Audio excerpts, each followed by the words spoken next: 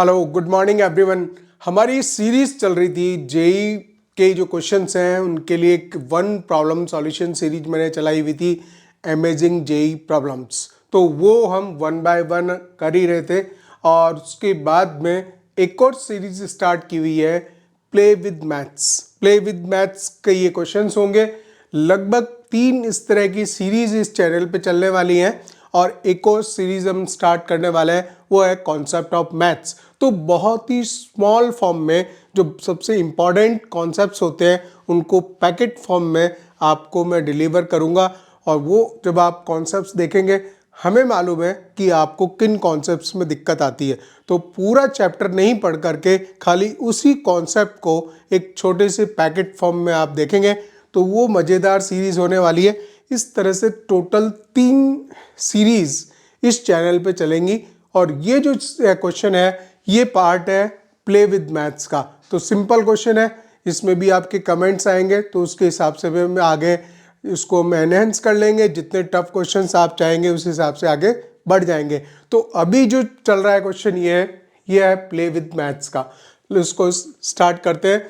If a equals to log of 5 to the power half 5 to the power half to the power half up to 10 times चला गया ये, then value of log of 1024 a plus 1 to the base root 3। ठीक है, simple question है play with maths में, right. तो पहला काम ये है कि हमें a को निकाल लेना है।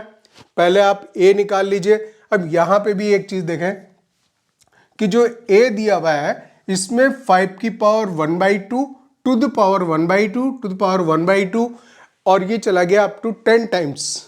10 टाइम्स का मतलब अगर हम पहले एक आइडिया लें, अगर 2 बार ही अगर इस तरह से पावर हाफ होती तो पावर्स मल्टीप्लाई होती हैं। ठीक है, पावर मल्टीप्लाई होती है तो हम इसको लिख रहे होते 5 की पावर 1/2 का स्क्वायर। ठीक है, अगर 3 पावर होती तो 1/2 टू द पावर 3 लिख रहे होते, बट वो टोटल 10 टाइम्स चला गया है।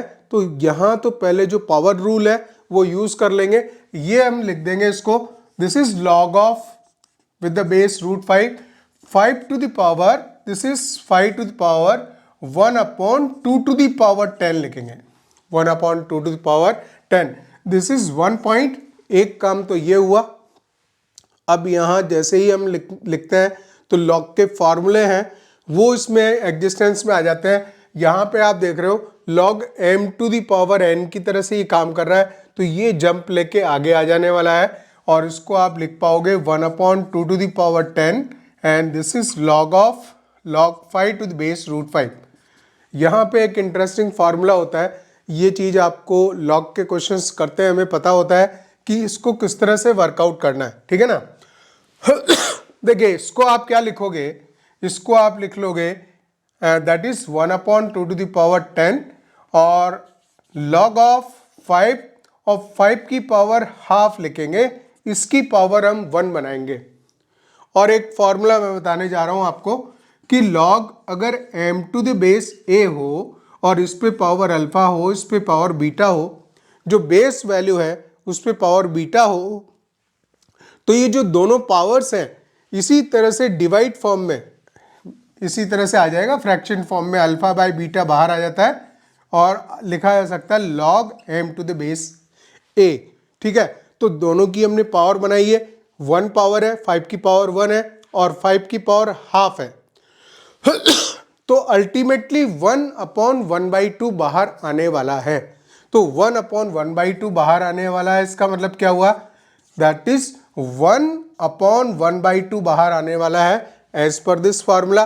तो इट मीन्स 2 आउटसाइड में आ गया। बाकी क्या लिखेंगे, log 5 विद द बेस 5। और ये फॉर्मूला भी बच्चों को पता है कि log a with the base a 1 होता है, तो वो वैल्यू 1 हो जाएगी।